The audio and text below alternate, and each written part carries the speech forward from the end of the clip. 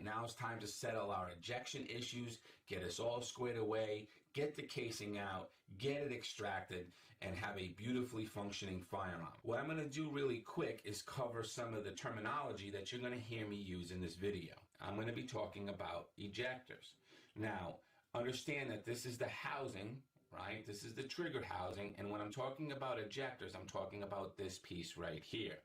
Looks like this. I'm going to be talking about 3 different types of ejectors.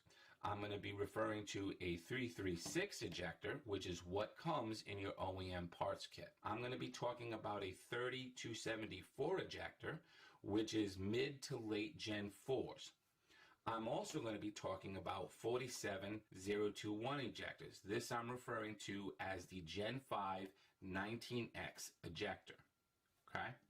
So those are ejectors. Then I'm going to be talking about some extractors. And when I'm talking about extractors, you're going to hear me use the word MIM when I'm talking about an OEM extractor that comes in your OEM kit.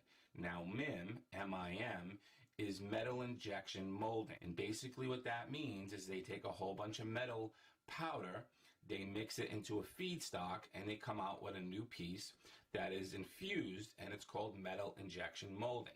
When I'm talking about MIM, we're talking about the extractor. I'm also going to be talking about spring-loaded bearings, and I'm going to be using a term like LCI and non-LCI. When I say LCI, I'm referring to a loaded chamber indicator bearing. This is what comes in your OEM parts kit.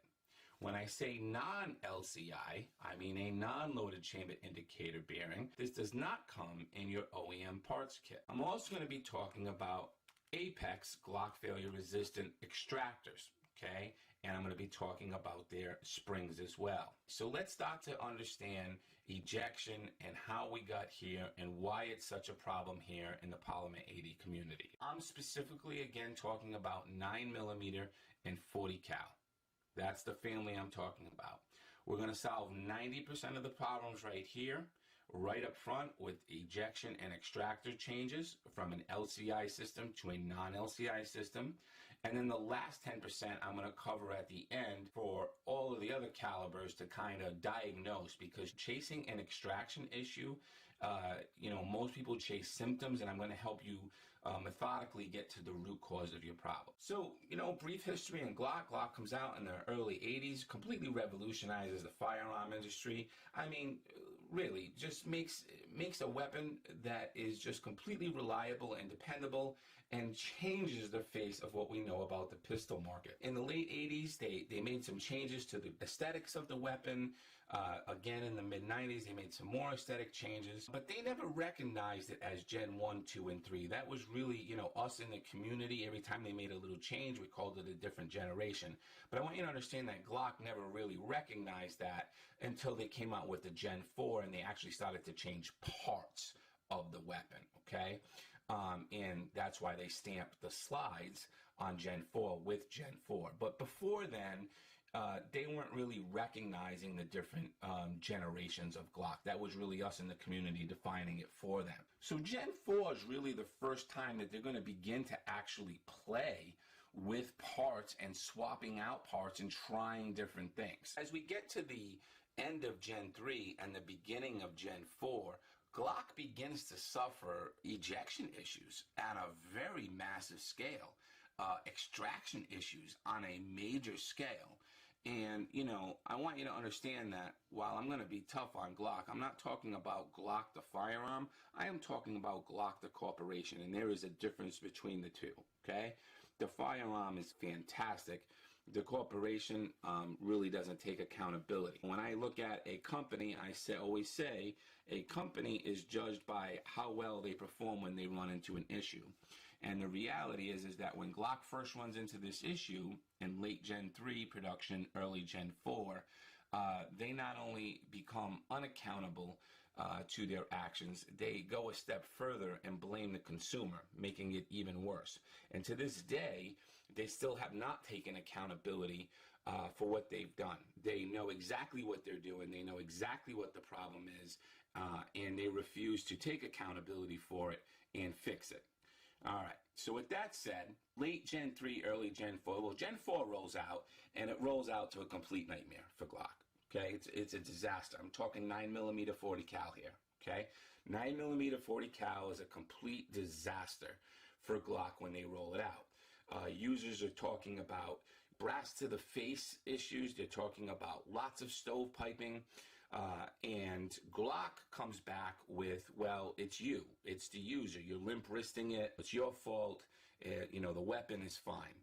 And it's not until their law enforcement and military contracts start to complain that they start to really take notice, right? Because Glock's got an enormous percentage of their industry is tied up in law enforcement and military. And telling the law enforcement and military community that they're limp wristing it just wasn't cutting the mustard, right? So they begin to recall just law enforcement and military and resolving some of the issues around ejection. But as far as, you know, the consumer market, it was go frig yourself, all right?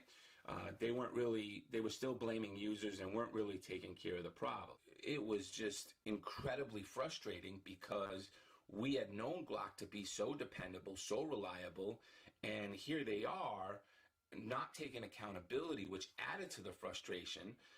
But the reality is that we had undependable weapons at that time, okay? And, you know, like everything else, people that had earlier models are like, no, everything's fine, okay? But it wasn't. We start to look at, well, what did they change? Like, what did they do, okay? And honestly, the problem actually started in the late model Gen 3s because Gen 3 was fantastic. It was fine. There was no problems with it. But one of the things that they changed in Gen 4 was the extractor with the 336 ejector. Now, the 336 ejector had always been in the Gen 3 model. So we weren't really looking at the ejector. We were looking at this new part that they put in, this new extractor they put in. It had a dip in it. It was no longer steel. It was a MIM part. And so this became, you know, something that everybody's looking at as maybe this is the culprit. Reality is even back then, the aftermarket wasn't as big as it is today. There wasn't a whole lot of people making aftermarket extractors for you to try with, right? Because Glock was so dependable, that's what you use. Glock, from day one, has always had, you know, weird ejection patterns, okay? Always have had that problem. But the thing is nobody really paid attention to it because it was so damn reliable. They were so damn dependable. I remember shooting my first Glock and seeing things, you know, flick out from the extractor. Like, wow, that was weird. But you know what? Every time you pulled the trigger, the gun went bang. And so I wasn't really concerned about going to the 4 o'clock position every single time because it was such a dependable weapon. And everybody else kind of felt the same way. But when this issue started to occur, we started to look at it and say, hey, wait a minute. Not only are we having now a problem with erratic ejection in this generation, but now we're actually taking brass to the face, right? The casing's coming back at us. The rounds that aren't hitting us, a lot of them are going over our right shoulder. What's that about? My friends, I can't even really explain to you how much turmoil was going on at that time. I mean, there was a revolt. And it was ugly. It was ugly. And Glock didn't do anybody any favors by blaming the community and blaming people. You can almost see exactly how it happened, right? You can almost look back and say what was going on at that time, and it's probably some person sitting there in the Glock Corporation with an Excel spreadsheet. They're making this new part out of MIM, right? Cost saving, MIM, right? And they say, hey, listen, Mr. and Mrs. Vice President, this will actually go in a Gen 3 Glock. So why don't we, since we're making them for Gen 4, start to save ourselves money and start shipping these out and putting them in Gen 3 Glocks, right? I mean, you can almost see that happen. The problem is that it caused, you know, brass to the face. But then comes along Apex Tactical. Today, a lot of the new users know them as making fantastic triggers. I always look at them as the American story, right? The American story. What Apex does, probably the best in my opinion, and it's not just in Glock, they do it for other firearm manufacturers. They look at the problems that users are having where the firearm manufacturer doesn't want to take accountability and fix, and they engineer the hell out of it. They fix it, and then they sell the consumer the parts that will make that firearm functional. They have built an empire out of being fantastic problem solvers, okay? And I mean, that's just what it is. They really didn't play around with Glock back then, but they knew that this issue was huge, and they started to engineer it. They started to kind of reverse engineer it. They had this fantastic study, and I mean, when I tell you that everybody in the Glock community at that time was kind of latching on to what they were doing and paying really close attention, because listen, we wanted our firearms to work. And what they produced was an extractor, a fail-resistant extractor, and a spring. But the extractor specifically, they came down and said, hey, listen, this claw, all right, so if we look at an extractor, this is the part that grabs on to the back of the casing, okay, as it comes back, all right? And so they looked at this and said, you know what, this is no good. And so Apex, let me just open this real quick.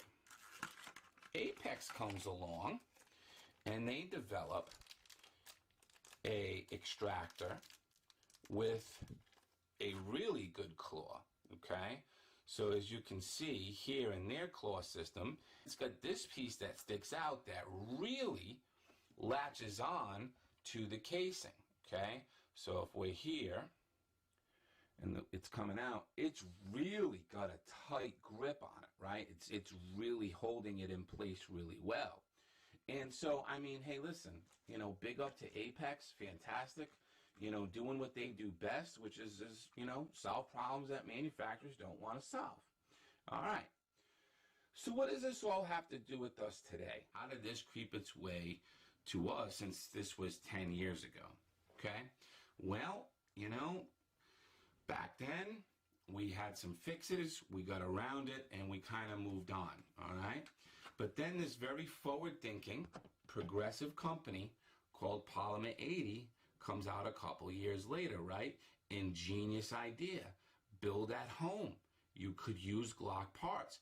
It's, again, improving completely upon the Glock design. Why? Because Glock doesn't listen to its customers. So what do? They don't only give us a beautiful build-at-home design, they give us the front rail. They give us the double undercut, right? They do everything that we have been screaming about for years. They give us, and we can build it ourselves. Huh, wonderful. You know how we just talked about these parts that Glock is not accountable for? What are they sending you? 336 ejector, junk mem part. What does that mean? You have to understand something here, my friends. Polymer 80 has completely revolutionized the 80% market. Polymer 80 has made Glock millions and millions of dollars in OEM kits. Because let me tell you, for sure, before Polymer 80 came along, nobody was buying these Glock Gen 3 OEM parts kits. You know why? Because we knew that these pieces were absolutely useless to us. We knew that.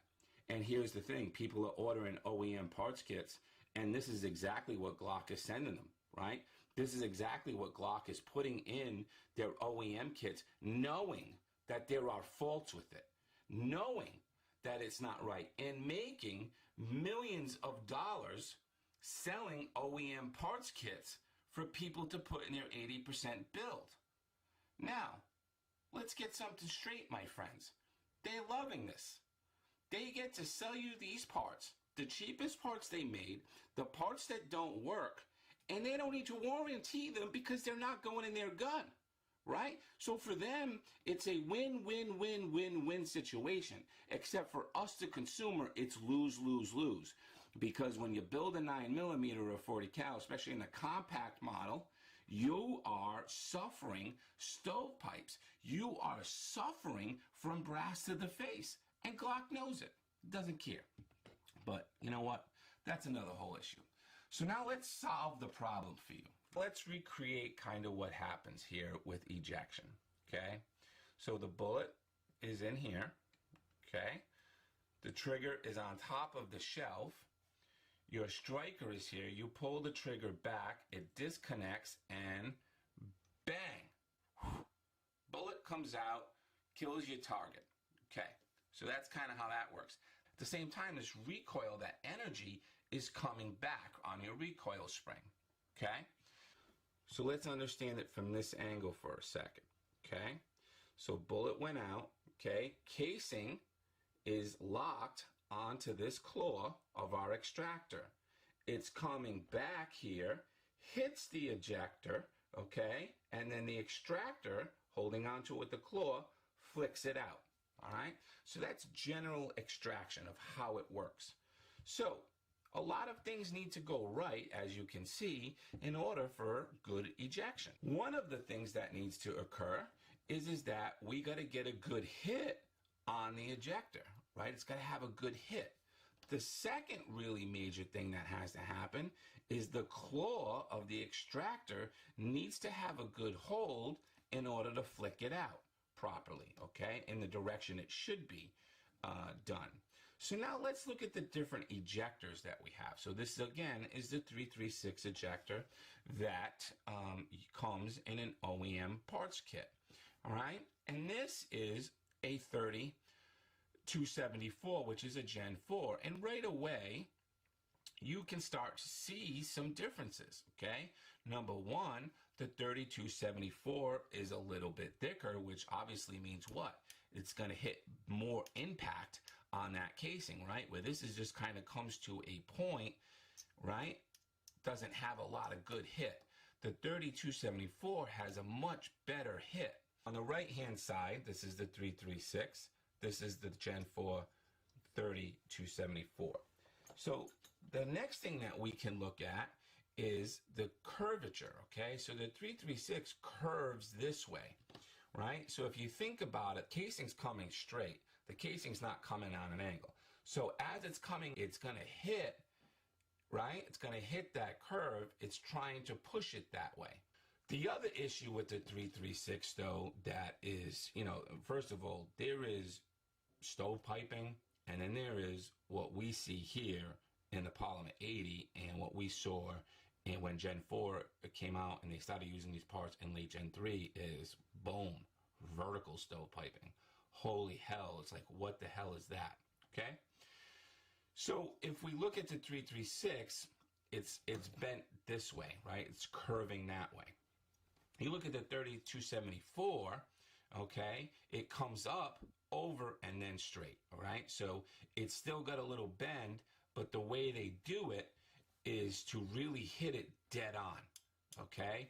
It's moving it to the right to get out to the extractor, but once it comes here and hits, not only does it have a hell of a lot more, let me turn these around so you can see them.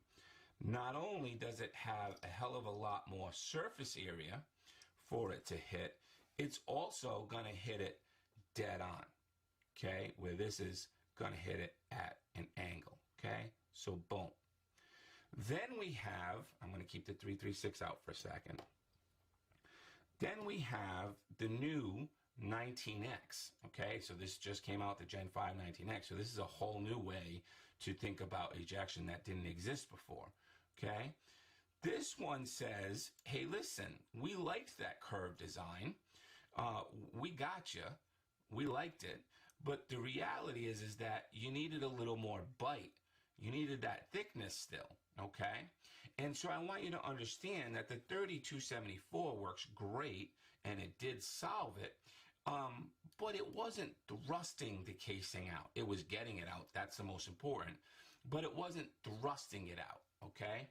And so with the 19X swap, you start to see, you know, better ejection, more forceful. I have 1,473 rounds right now using this ejector as a test with fantastic results. You know, can I sign off on it 100%? No, I don't think I can. The 3274 I can, because I probably have, I don't know, tens of thousands of rounds over the years using that. But this design, from a geometry standpoint, makes complete sense, and it has been performing really well. So, you know, I've got no complaints on that. All right. So what do you got to do? Well, look, you've got this OEM trigger housing, and you've got this 336, okay? Now, when we look at a 3274 housing, or even the 47021, the 19X housing, they're the same. See how the housings are exactly the same? The thing is these housings don't fit into your Polymer 80 frame. They're not going to fit in here. And the reality is that we don't really need the housing. All we need is the ejector itself. We need to replace. And by the way, you know, understand that these ejectors I'm talking about are $5 to $6, $7, $8 in that range. So we're not talking about a big investment to fix this ejection issue, okay? So basically what we do is this. Rather than try to, this is our 336, your OEM, rather than try to manipulate this whole trigger housing to kind of line up with your pins and all that other stuff, we're going to just sneak this ejector out, okay? We're going to take the ejector out of this one. I'm going to use a Gen 5 here for demonstration purposes. I'm going to take the ejector out of here, and I'm going to put that ejector into our Gen 3 housing, okay? Pretty good, right?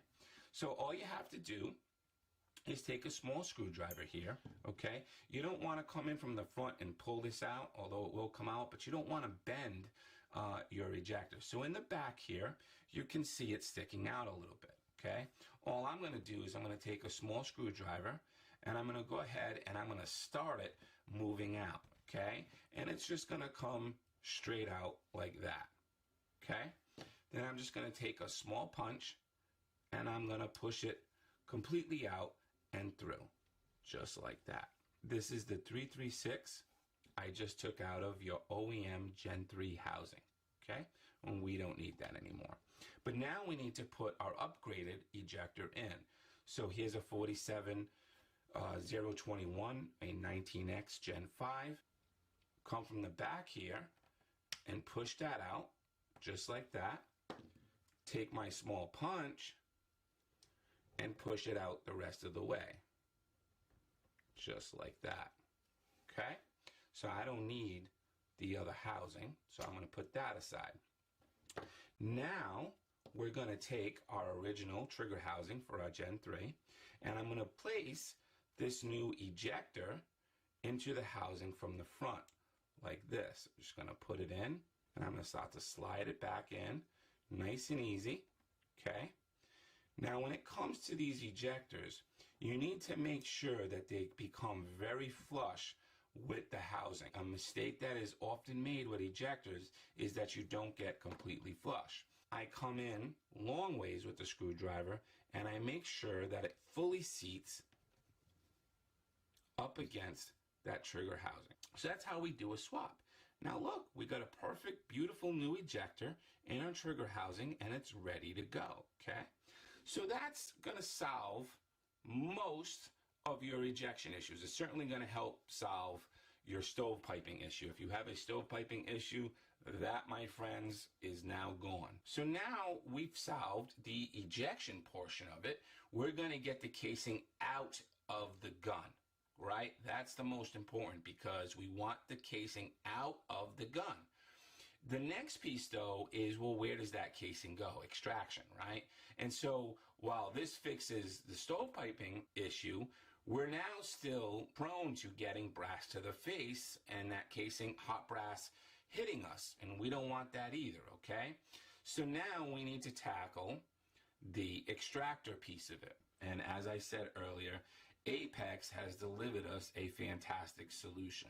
The piece with Apex, though, is Apex uses a non-LCI system, right? So there's that word again, loaded chamber indicator. The spring that you get in your OEM kit, so let's look at it this right here, on our plunger, you have a spring and you have an LCI bearing, a loaded chamber indicator bearing. That works with their MIM extractor, okay? So we're gonna change the extractor, and you can tell that this is flat, right? You see the apex is flat compared to the MIM, which is beveled in, right?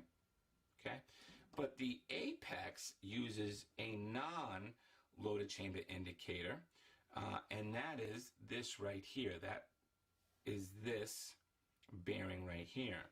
Now, just by looking at it, I'm just going to put it in the spring for a second. So one of the things that you can see right away is that a non-LCI is much bigger than an LCI, okay? You know, these little plungers, by the way, these non-LCIs, they don't come in the Apex kit. You got to get them separate, but they're $1.50, okay? You buy them all day long, all right?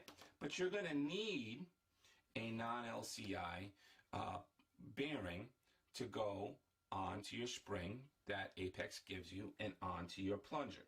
Extractor, non-LCI, non-loaded chamber indicator, fail-resistant, Apex product, genius, non-LCI bearing, and spring on your plunger. And you, my friends, are not going to have brass to the face anymore. It's that simple. It's that simple. So this clears up the ejection issue, again, 9mm 40 cal, completely. You're now going to get the round out because you've got a better ejector in your housing, and the direction of it is going to be out and to the right. I will say this, you know, I know I've been touting Apex here.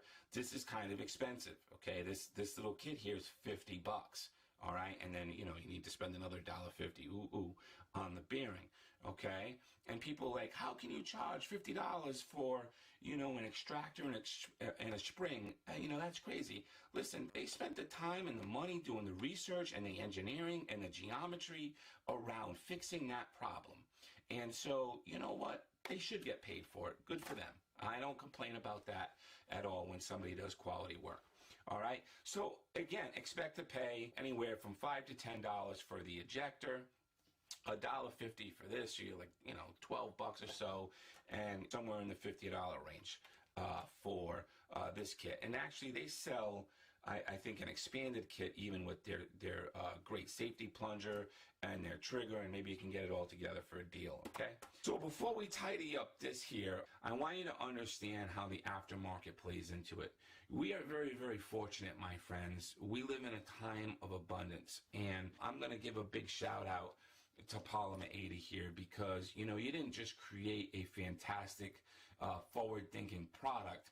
What you did was you created an entire industry, right? I mean, when we see the amount of people now, the amount of talent every day that's coming into our community between machinists and everybody else creating wonderful parts, companies coming in that are creating fantastic slides for us, they're creating fantastic barrels for us, and they get to live the American dream too. They love firearms, they love to be machinists, and because this 80% market is so big nowadays, they get to come in and do the work that they love every day. I mean, it's a fantastic thing.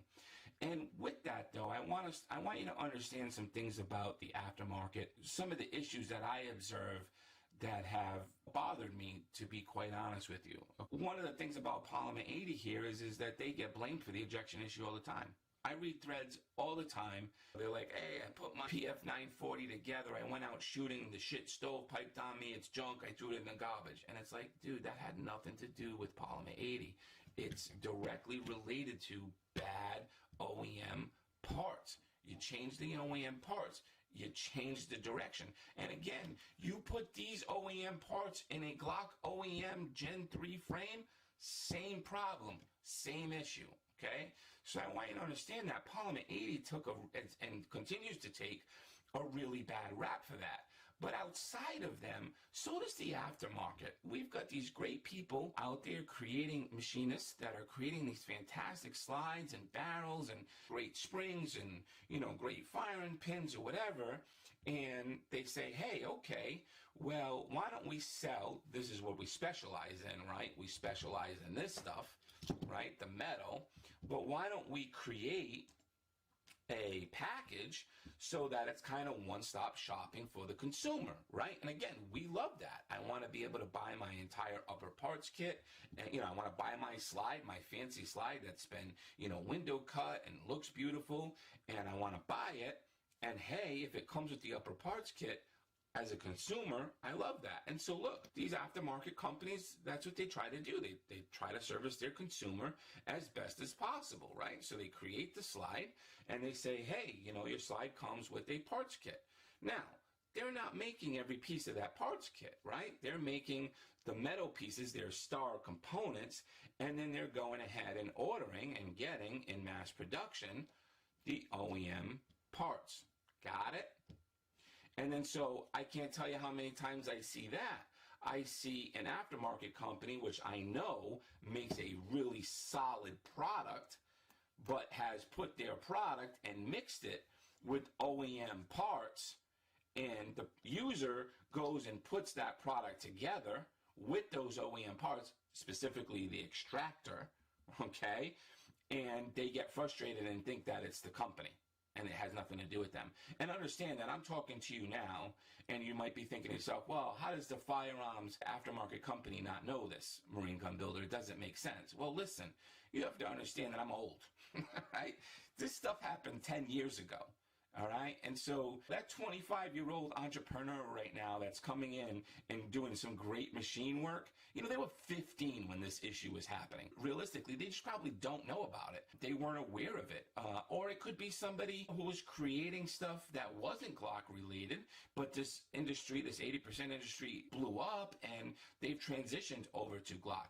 But, you can't go off the expectation that they know about it, because unless they were involved with Glock for 10 plus years, religiously, by the way, they weren't just a passive user, it's quite likely they don't know about this stuff. Again, I just want to kind of bring that up because I see that. And by the way, if you are an aftermarket company and you're watching this video, I would, maybe just a piece of advice here. If you want to take it from Marine Gun Builder, that's cool. If you're not using an OEM MIM extractor, you need to market that. I think that's in your favor, right? I think it's in your favor to talk about that. It'll also help educate our community, okay? But you can see I never use MIM extractors in my guns, right? I mean, I'm not going to use this beveled piece. I'm only using the solid piece. And by the way, let me actually talk about one more thing, which is this. You want to talk about a disappointment, right? Again, I refer to MIM as cost-saving junk. All right, and people give me heat about that all the time, and they're like, oh, you're too hard on them, and this, that, and the other, and blah, blah, blah. The reality is that when MIM is done correctly, it is good, and it's durable. But when you use MIM, you have too many layers of quality control issues that can come up. And so when you start to see the same problem over and over and over again, and it's always a MIM part, realistically, as the manufacturer, you've got to know that you have a quality control issue. This MIM extractor might save Glock some money in the long run, but it's really at what cost? Because their all steel extractor is $17 retail. So really, how much money are you saving here to put this at risk, to put your company at risk? It just doesn't. And then worse, blame the user. It just doesn't seem like it makes sense to me. But who am I, right? I'm just a guy trying to help you. And so look, one of your other options, again, I understand that this is 15, this is 17, okay, but this may not solve all your problems. I'm just saying that, okay? It does, and it has for me in specific types of rounds that I use. This works extremely well, okay? But either way, it's light years ahead of what they switched to. All right, so now that takes care of our 9mm 40 cal family. Let's kind of talk about other ejection issues that happen and how we go about diagnosing and getting to the root cause of that issue. All right, so let's now get into the nitty-gritty of all our other calibers and trying to diagnose methodically and logically what our ejection issue is. And what we have to understand here first is that we can't always apply Glock logic, okay? Because the reality is that this is a completely different weapon system, okay? It uses a different locking block and rail system. It uses a different pin system. It's a different polymer. It's a different overall dimension, and it's a different weight. And so therefore, we have to start to apply Polymer 80 logic to what we're doing. Now, with that said, I want you to also understand here is that almost everybody, right? I mean, at least 90 some odd % of the Polymer 80s we see are using aftermarket slides, custom cut slides. Some things are with windows. Some have RMRs, right? I mean, so many different types of slides. Some are taking machined off the front, machined off the back, front serrations, back serrations. I mean, the amount of outstanding slide work that out there is, it's amazing. So the first thing that we have to do in diagnosing is check our build quality, okay? And specifically, we want to look at our number one culprit, which is usually the channel, okay? And there's three things that we need to check with the channel. Number one, is it smooth enough, right? Do we have that first time quality look? Now, again, you know, if you have scratches in here, you know, this is something you're going to have to smooth out, okay? You're going to have to take a piece of sandpaper, and you know what works really well is if you take the sandpaper and the milling bit that Polymer 80 gives you and you wrap it up into the sandpaper, that works perfect in here and acts as you know, your RSA coming back and forth. It's a beautiful way because, you know, it can get kind of tough if you got big hands or stuff to get in there and sand. It's a beautiful method to go ahead and get it, that all smoothed out. Now, you always want to do that wet, obviously, because we're dealing with the polymer, okay? But then the next thing is, are we wide enough? And are we deep enough? Okay, now when you watch my channel videos, or you know, if you're a member of the Polymer 80 Master Builders group on Facebook, which by the way, there's a nice plug, you should be, I'll leave a link in the description. You'll see whenever I do my live builds, I always put the front locking block in at the end when I'm trimming the sides. Why? Because I want a nice guide to make sure I'm wide enough. You know, there's nothing like I go ahead and do my work, I go to assemble and then realize, hey, I got to take everything out and then widen it more and do all that. So a good practice is when you get to the end of this channel to completing it, put in your front locking block and go ahead and do all your little fine trimming with that in there, okay? But the question is are we wide enough, right? Are we wide enough to get our recoil spring in and out of there, right? That's always the question, okay? How wide do we need to be? All right, so it's very simple how we understand or see if we're wide enough. Now, I'm doing a whole video for you folks on exactly how to check every portion of your build, okay? But basically, this is what I do. I get my digital calipers out, okay? And if we take a regular OEM spring here and we put it in, we know that an OEM spring runs basically, yeah, between 10.5 and 11, okay? I see them sometimes at like 10.58, okay? Let me just get it here because the coils stretches out a little bit. So 10.72 is what this one is, which means what? Which means I need to be at least that wide where? In my channel, okay? And so if I take my calipers here and I come here, I am that wide. See that? See how that works? So I'm good. Typically between the two rails, you're anywhere between 11 and 12, okay? Which, yep, we're right there. These calipers are fantastic, by the way. If you're going to do any type of gunsmithing, you know, I recommend them upside down and backwards. You know, tools are in the description. They're only about 12 bucks, but they make, you know, measuring every piece of your build, not only here, but when, you know, I do ARs and every other type of build, they come in so handy to check dimensions, okay? And so, okay, so we're wide enough, we're deep enough, we're smooth enough. Hey, that's the channel. That's the number one thing that gets users, especially new users, right? Because they're always trying to get down there. You know, basically, if you don't have calipers, you want to be able to look down through the front locking block, through the channel, and you should not see any polymer on either side. And then straight down the channel should be as smooth and straight as possible all the way down the gun, okay? So that's how we could visually inspect it. The next thing I want to talk about is the recoil assembly, though. Okay, so the recoil assembly, there's so much debate out there when it comes to this, about spring rates and all this other stuff. So I'm not going to talk too much about that. But I do want to talk about getting your recoil spring sit-in correct.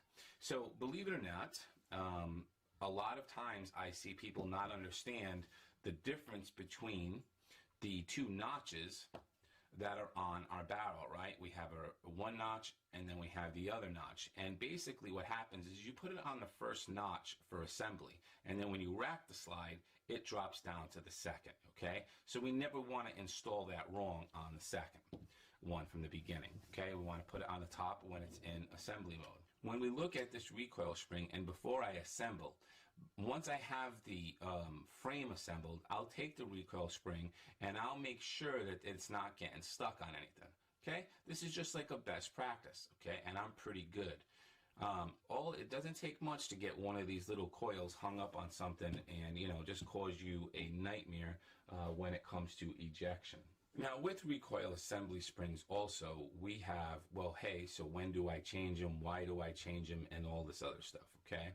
And again, we cannot apply Glock knowledge here when we're talking about recoil springs. We have to apply Polymer 80 knowledge, okay? The reality is that all of these slides that are coming out for the Polymer 80 are fantastic, but they're all a little bit different. They all have different weights to them, okay?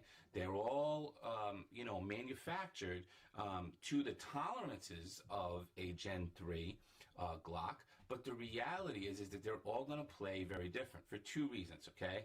The first reason they're going to play different is based on what you are putting with it, okay? So do I have an optic on it? Am I running comps on the front?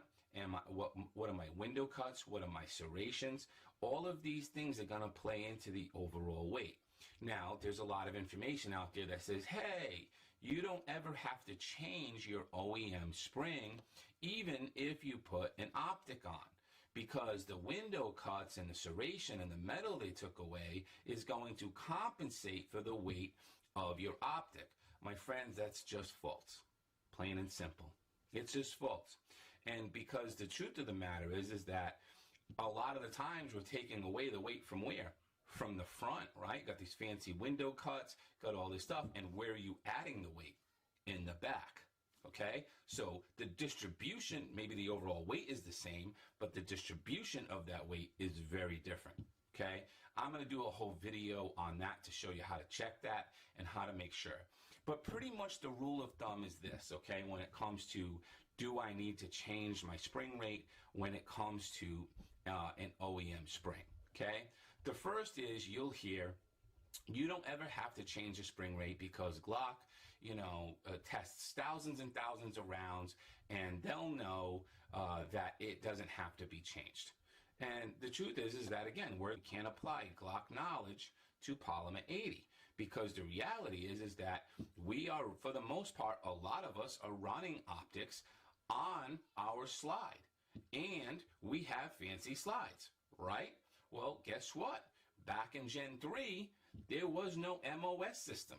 So they're using a single coil spring, okay? When they moved to Gen 4, they moved to dual, correct?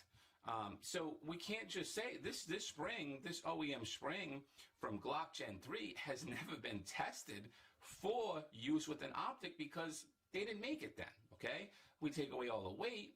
Hey, this is another thing that they're not testing for. Glock's not out there saying, hey, listen, I'm going to test our recoil springs for what the aftermarket slides would be. They don't care about that. They're testing the springs under their weight and their dimensions only. And in the world of the Polymer 80, one of the most beautiful things about our Polymer 80 community is that what? Is almost everyone we see is a little different. They're very unique. They're not all the same. And so we can't just apply that logic. Now, again, am I saying go out and change your spring rate? I am absolutely positively not saying that. But this is what I am saying. Things will play into ejection for you, okay? Things like a comp, things like an optic, things like, am I running a can at the end? All of these things will affect potentially the spring rate that you need in your recoil spring assembly. So here's kind of the rule of thumb. You put your weapon together normal. Okay, you put your weapon together without all the fancy stuff, and you fire it. And if it works great, great. Once you start adding stuff on, if you start to now have an ejection issue, well, this is how you know it's your recoil spring, right? Because it works fine without it. And the opposite is true. If you've already assembled everything, put your optic on, you put some type of suppressor on, or you put a comp on, and you go out to the range, you start having all these ejection issues, well, then what you do is you start pulling things off, okay? And seeing back down to a regular strip slide with just normal sights and see if you are having that ejection issue. And if you're not, then you know it's because of distribution of weight, and you're going to then have to start to play with changing your recoil spring. Now, I will say this along with that. You don't want to change your recoil spring rate up front. Like, in other words, when I'm doing my build and I'm like, okay, hey, listen, I'm going to go to this pound spring, because you can actually cause a lot of ejection issues if you do not have the right spring rate, okay? So you start with OEM and you go from there, right? So that's diagnosing that. So first of all, it's got to come in here nice and good. And second of all, it's got to match with whatever customization you have to your slide and to your weapon. All right, so that's recoil assembly. So let's talk about some of the slide stuff.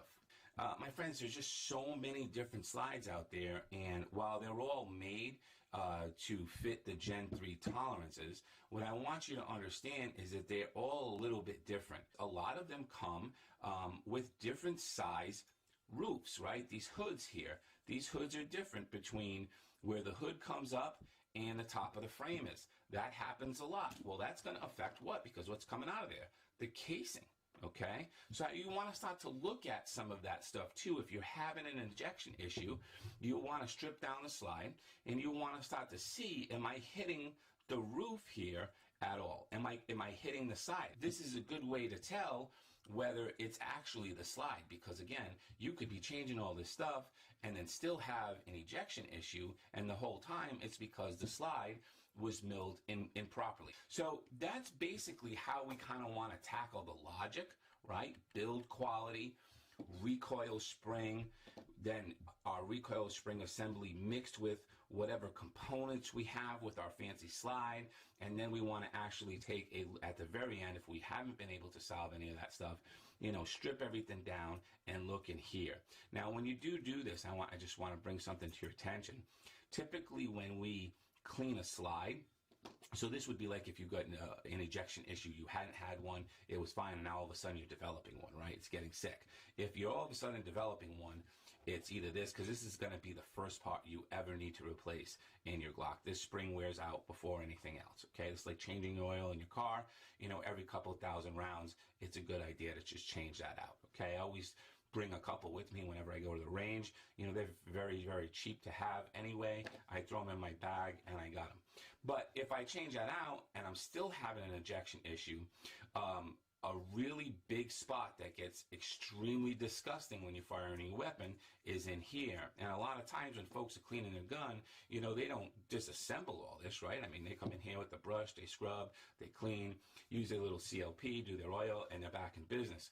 But this area right here is heavily filled with gunk, you know, and I'll tell you, if you've fired your Polymer 80, I would even say, hey, listen, take this out and take a look in there. You're going to see what I'm talking about. This is just like a collection place of dirt. So if you're firing and all of a sudden you start to, you know, this weapon is run fine and now I'm having an ejection issue, well, you know, it might not be the spring. It could be, but it might not be. And if you take this apart and you see it's all filled with gunk, that's most likely what it is. We need to talk about weight, because weight is everything. And in the world of pistols and firearms and gunsmithing, ounces mean everything. And in the world of ejection, the same thing is true. Ounces mean everything. And what we have to understand, again, we're applying Polymer 80 logic to everything that we do, not Glock logic. Polymer 80 logic, everybody's using different setups, okay? So it's gonna be different for everybody, all right? But I wanna just kind of show and illustrate something. You know, we have a standard aftermarket barrel, you know, that's crowned, all right, with an OEM spring. And if we put those on, we can see that the total weight here is 3.7 ounces. Now, I want you to remember again, every ounce is major when we're talking about ejection, okay? So now I'm going to do the same manufacturers, a very precision, but with a threaded barrel and same pound spring rate, okay, but just an aftermarket solid 4.7. That's a whole ounce in just these two pieces, okay? Actually 4.8. And the same thing is true when we get to slides. You know, once we start getting cuts and windows, these slides are all going to weigh different. Okay, they're all going to weigh different, and then that's going to also come in with whatever type of barrel or spring that we're using. And so last but not least, let's talk about, well, how do I check things, okay? And so if you have your slide on, okay, this obviously has to go back nice and smooth. You have to have really good action. And this, if it's not having perfect action, is going to cause what? It's going to cause some type of ejection issue, right? Because it's not going through the whole motion.